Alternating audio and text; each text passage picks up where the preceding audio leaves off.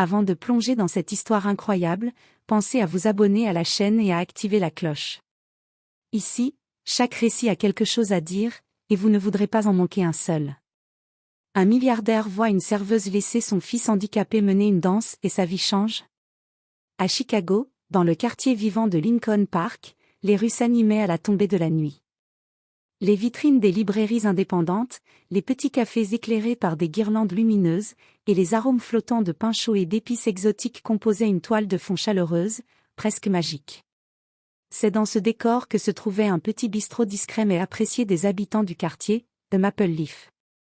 Niché entre une galerie d'art local et une boutique de fleurs, l'endroit respirait l'authenticité. Derrière le comptoir ou entre les tables aux nappes à carreaux rouges, Emily Johnson, 32 ans, y travaillait avec détermination. Les clients l'adoraient. Elle avait ce genre de sourire qui réchauffe une journée froide, ce regard attentif qui ne laissait jamais un café refroidir ou un client seul trop longtemps. Mais peu savaient ce que ce sourire cachait vraiment. Emily portait en elle une force discrète, celle forgée par l'épreuve et la maternité. Depuis plus de 8 ans, elle élevait seule son fils, Lucas, un petit garçon aussi fragile que lumineux. Diagnostiqué très jeune d'une paralysie cérébrale, Lucas avait appris à vivre dans un corps qui ne répondait pas toujours à ses envies. Il ne marchait qu'avec l'aide de béquilles, parfois d'un déambulateur, et ses gestes étaient lents, incertains. Sa parole, elle aussi, était entravée, réduite à quelques mots, quelques sons, mais son regard parlait pour lui. Dans les yeux de Lucas brillait une intelligence douce, un humour discret, et surtout une volonté farouche de vivre, d'exister pleinement. Emily le savait, le ressentait chaque fois qu'il la regardait avec ses grands yeux noisettes, chaque fois qu'il s'accrochait à elle pour avancer, pour essayer encore. Les matins commençaient avant l'aube pour Emily. Elle se levait souvent à 5 heures, les paupières lourdes, les muscles endoloris d'une nuit trop courte. Son premier réflexe était de vérifier que Lucas allait bien, qu'il n'avait pas fait de crise dans la nuit. Ensuite, elle lui chantait doucement une chanson en préparant son petit déjeuner, des œufs brouillés qu'il aimait, même s'il en mangeait lentement, ou parfois des pancakes quand elle avait le temps. Le moment le plus difficile était l'habillage. Chaque bouton, chaque chaussette, chaque manche devenait une épreuve de patience et d'amour. Mais Emily ne se plaignait jamais. Elle encourageait Lucas, transformant chaque petit geste en victoire. « Tu vois ? Regarde ce que tu as fait tout seul. Tu es un champion, mon cœur. » Une fois Lucas prêt, elle le déposait à l'école spécialisée, souvent en marchant à côté de lui sous la pluie ou la neige, ou en prenant 3 bus différents pour traverser la ville. L'école, bien que modeste, était un lieu sûr pour lui. Il y recevait des soins adaptés et suivait des ateliers qui l'aidaient à développer sa motricité et son expression. Puis, Emily filait à son service au Maple Leaf. Là, le monde attendait d'elle qu'elle soit souriante, rapide, attentive. Peu de ses collègues savaient ce qu'elle vivait. Parfois, entre 2 commandes, elle regardait l'écran de son téléphone pour vérifier que Lucas allait bien. À midi, elle s'accordait 5 minutes pour lire le dernier message de son institutrice. Aujourd'hui, Lucas a réussi à empiler 5 blocs sans aide. Il était très fier. Et dans ces petits messages, Emily puisait une énergie nouvelle. Elle se redressait, reprenait son plateau, et retournait servir des cafés, la tête pleine de gratitude et d'inquiétude mêlées. Elle ne vivait pas, elle survivait avec dignité. Elle ne rêvait pas de luxe, seulement de stabilité. Ce qu'elle souhaitait le plus ? Que Lucas puisse un jour marcher seul jusqu'au bout d'un couloir. Qu'il puisse danser, même maladroitement. Qu'il ait une chance, lui aussi, d'être vu autrement que comme un enfant différent. C'était un mercredi après-midi d'automne.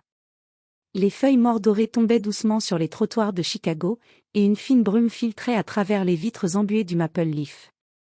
À l'intérieur, le café était paisible, quelques clients feuilletaient des journaux, d'autres sirotaient des lattés fumants, et en fond sonore, le vieux jukebox qui trônait dans un coin de la salle était resté silencieux depuis le matin. Mais soudain, comme mû par une volonté propre, l'appareil se mit à grésiller avant de lancer une chanson entraînante des années 70, une de celles que l'on n'écoute plus, mais qui semble réveiller quelque chose d'intemporel. La voix saoule du chanteur vibra dans les murs, une mélodie pleine de joie, de rythme et de nostalgie. Assis dans son fauteuil roulant près de la fenêtre, Lucas leva lentement la tête. Son petit tambourin posé sur ses genoux brillait sous la lumière tamisée. Émilie le lui avait offert la veille, déniché dans une brocante pour $3, après une longue journée de travail.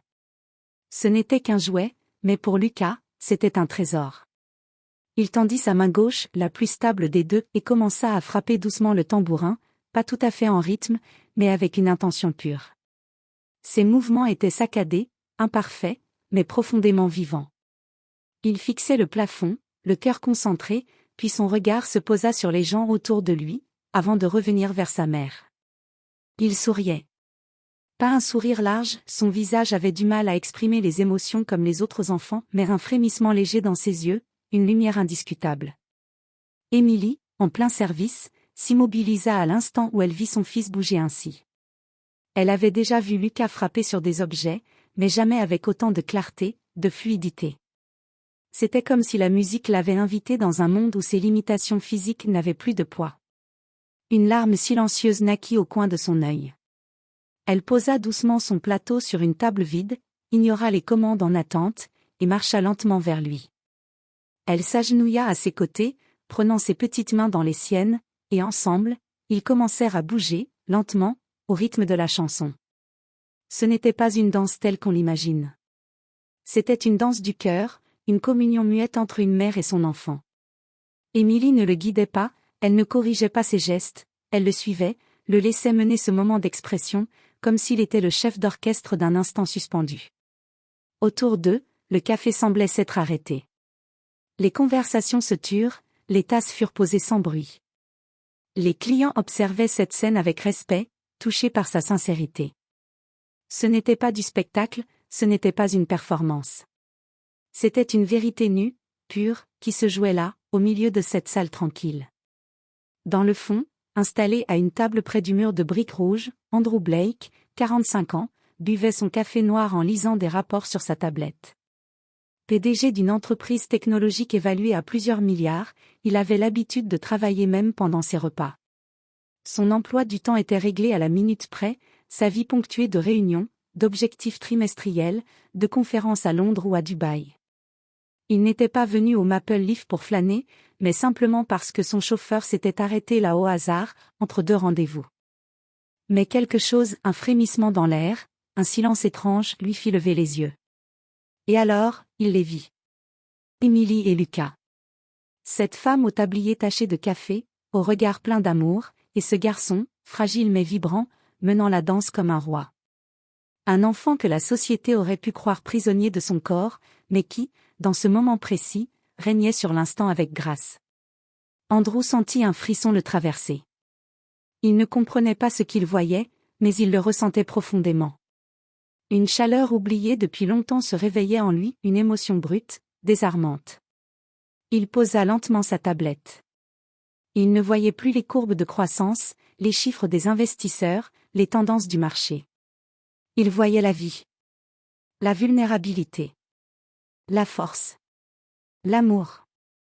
Et dans ce café modeste, pendant quelques secondes d'éternité, Andrew Blake, l'homme que rien ne bouleversait, sentit son cœur s'ouvrir, fissuré par la beauté d'un simple tambourin et par la détermination d'un enfant à danser contre le silence de son corps. Ce moment allait tout changer. Le service du soir touchait à sa fin. Le Maple Leaf se vidait peu à peu, les derniers clients quittaient le café avec des sourires paisibles, encore portés par la magie du moment qu'ils venaient de vivre. Émilie, fatiguée mais le cœur étrangement léger, rangeait les tasses derrière le comptoir. Elle jetait de temps en temps un coup d'œil à Lucas, qui s'était endormi dans son fauteuil roulant, un petit sourire encore accroché à ses lèvres, son tambourin serré contre sa poitrine. C'est alors qu'elle le vit approcher. Andrew Blake, grand, élégant, vêtu d'un manteau sobre mais de haute couture, s'avança avec une retenue presque timide. Rien dans son allure ne laissait supposer qu'il faisait partie des hommes les plus puissants du pays. Son visage, habituellement durci par des années de négociations et de solitude, semblait plus doux, presque vulnérable. Émilie se redressa, confuse. Elle pensa d'abord qu'il venait se plaindre d'un oubli, d'un service trop lent. Elle esquissa un sourire professionnel, prête à s'excuser. Mais il l'arrêta d'un simple geste de la main. « Ce n'est pas à la serveuse que je veux parler, c'est à la mère, dit-il, d'une voix grave et posée. Émilie le regarda, surprise. Son cœur battit un peu plus vite. Andrew baissa les yeux un instant, comme s'il cherchait les bons mots. Je ne suis pas un homme qui s'émeut facilement. J'ai passé ma vie dans un monde froid, fait de chiffres, de murs de verre et de distance. Mais aujourd'hui, j'ai vu quelque chose de vrai. J'ai vu un enfant braver son corps pour vivre un instant de liberté. Et j'ai vu une mère lui tendre la main, non pas pour le corriger, mais pour le suivre, pour l'honorer. Il releva les yeux. Il avait l'air sincère. Et vulnérable. Vous êtes une femme incroyable, Émilie. Votre fils est un petit guerrier. Et vous êtes une héroïne silencieuse. Le genre qu'on ne célèbre jamais, mais dont le monde aurait désespérément besoin. Émilie sentit le rouge lui monter aux joues. Elle détourna le regard, embarrassée. Personne ne lui avait jamais parlé ainsi. Pas son ex-mari, pas les professeurs de Lucas, ni même les médecins. D'habitude, on lui parlait avec pitié, parfois condescendance. Mais là, il n'y avait ni jugement, ni commisération. Juste du respect. Je fais ce que je peux, comme toutes les mères, je suppose. Murmura-t-elle. Andrew sourit. Il sentit que ce n'était pas le moment d'écraser la modestie par de grands discours. Mais il n'était pas venu pour complimenter. Il avait pris une décision. J'aimerais faire quelque chose pour vous. Pour Lucas. Si vous me permettez. Émilie fronça légèrement les sourcils. Vous voulez dire? Je veux lui offrir une chance. L'accès aux meilleurs soins, aux meilleures thérapies. Pas pour lui changer qui il est. Lucas est parfait tel qu'il est. Mais pour lui donner les outils qu'il mérite. La possibilité de se mouvoir avec moins de douleur. De communiquer plus facilement. Et de continuer à danser, à sa manière. Émilie porta la main à sa bouche. L'émotion lui serra la gorge. Monsieur, je ne sais pas quoi dire. Andrew la regarda un instant en silence, puis ajouta. Ce n'est pas tout. J'ai des ressources. Et je veux les utiliser pour quelque chose qui compte vraiment. Ce que j'ai vu ici ce soir, ce n'est pas juste une belle scène. C'est un appel. Une révélation. Je veux créer quelque chose. Une fondation, en l'honneur de Lucas. Pour tous les enfants comme lui. Il marqua une pause, puis prononça doucement. La Lucas Hope Foundation. Émilie sentit ses jambes faiblir. Elle se laissa tomber sur une chaise, les larmes aux yeux. Vous le pensez vraiment? Ce n'est pas un geste de charité? Andrew s'assit en face d'elle. Il secoua la tête. Non. C'est un geste d'admiration. Et d'engagement. J'ai construit des empires pour moi. Il est temps de construire quelque chose pour les autres. Émilie respira profondément. Elle regarda son fils endormi, puis revint à Andrew. Son cœur battait vite, mais une clarté s'installait en elle. Elle hocha la tête. D'accord. Faisons-le. Pas seulement pour Lucas. Pour tous les enfants oubliés. Pour toutes les mères épuisées. Pour tous ceux qu'on ne voit pas. Et dans ce petit café de quartier, entre une serveuse au cœur immense et un milliardaire qui venait de redécouvrir le sens de la vie, une alliance fut scellée. Non pas par contrat, mais par promesse silencieuse. Le changement ne fut pas immédiat, mais il fut profond. Grâce au soutien d'Andrew et au fonds de la Lucas Hope Foundation, Lucas accéda à des soins qu'Émilie n'aurait jamais pu imaginer. Il fut inscrit dans un centre de rééducation spécialisé à Evanston, où des thérapeutes expérimentés, des orthophonistes, des ergothérapeutes et des artistes travaillaient main dans la main pour faire éclore le potentiel caché de chaque enfant. Lucas participa à des ateliers de danse expressive, adaptés à ses mouvements, où il apprit à raconter des histoires avec ses bras, ses regards, ses gestes, même les plus infimes. Dans un autre atelier, il expérimenta la peinture tactile, les couleurs l'apaisaient, les textures l'amusaient, et il peignait ce qu'il ne pouvait pas dire avec des mots. Ses progrès étaient lents, mais constants. Il parvint à mieux stabiliser ses mains. Il apprit de nouveaux sons, de nouveaux mots. Un jour, il réussit à dire, presque distinctement. « Maman danse ». Ce fut un tremblement de terre dans le cœur d'Émilie. Mais plus encore que les progrès physiques ou cognitifs, le regard du monde autour de lui changeait. La petite communauté de Lincoln Park, autrefois gentiment indifférente, s'éveilla peu à peu à la présence de ces enfants, invisibles. Des écoles locales commencèrent à collaborer avec la Fondation pour des activités inclusives. Des commerçants affichèrent des œuvres créées par les enfants dans leurs vitrines. Un groupe de musiciens proposa même des concerts mensuels adaptés aux enfants avec des besoins sensoriels particuliers. Lucas, sans le savoir, devenait un symbole d'ouverture. Émilie, elle, avait quitté le tablier. Avec une émotion mêlée de peur et d'espoir, elle laissa derrière elle les longues journées debout, les pourboires incertains, et les clients pressés. Mais elle ne retourna pas à une vie facile, elle se lança corps et âme dans un combat plus grand. Elle devint porte-parole de la Lucas Hope Foundation. Invitée à des conférences, des forums sur l'inclusion, des émissions télévisées, elle parlait avec authenticité. Pas avec des mots savants, mais avec le cœur. Elle racontait son quotidien d'avant, ses nuits sans sommeil, ses doutes, ses humiliations silencieuses, mais aussi son amour inconditionnel, et la beauté de chaque petit progrès de Lucas. Elle parlait pour toutes les mères qu'on ne voit pas. Celles qui passent inaperçues dans les couloirs d'hôpitaux, dans les transports publics avec une poussette trop grande, dans les files d'attente avec un enfant qui ne tient pas en place. Elle portait leur voix avec dignité. Émilie fut bientôt reconnue comme une militante puissante et accessible, une femme ordinaire devenue extraordinaire par la force des circonstances. Quant à Andrew, il changea encore plus profondément. Ce n'était plus un simple bienfaiteur. Il s'impliqua avec une intensité rare, assistant lui-même à des ateliers, écoutant les parents, visitant les centres. Il abandonna progressivement certaines parts de son entreprise, déléguant à des associés de confiance, pour se concentrer sur la fondation. Son entourage ne le reconnut plus. L'homme jadis froid, distant, devenu investi, attentif, humain. Il apprit à ralentir. À écouter. À prendre dans ses bras un enfant qui ne parlait pas mais lui souriait. À rire avec Lucas, à être touché par un dessin maladroit mais débordant de signification. Il confia un jour à Émilie, lors d'un déplacement pour inaugurer un nouveau centre. Tu sais, avant, je pensais que j'étais vivant parce que mon nom figurait dans Forbes. Maintenant, je sais que je suis vivant quand un enfant me prend la main sans avoir peur de moi. Pour lui, ce fut une révélation existentielle. Il avait connu le succès, la puissance, la reconnaissance du monde. Mais rien ne l'avait rempli autant que le silence d'un petit garçon qui tapait du tambourin avec le cœur. Il avait trouvé sa mission, rendre visible ce que la société ignore. Il comprit que la vraie richesse, ce n'est pas ce qu'on accumule, mais ce qu'on transmet. Ce n'est pas ce qu'on possède, mais la lumière qu'on allume dans la vie des autres. Émilie, Lucas et Andrew devinrent une famille de cœur, improbable mais indissociable. Unis par une danse improvisée, une chanson oubliée, et un moment de vérité partagée.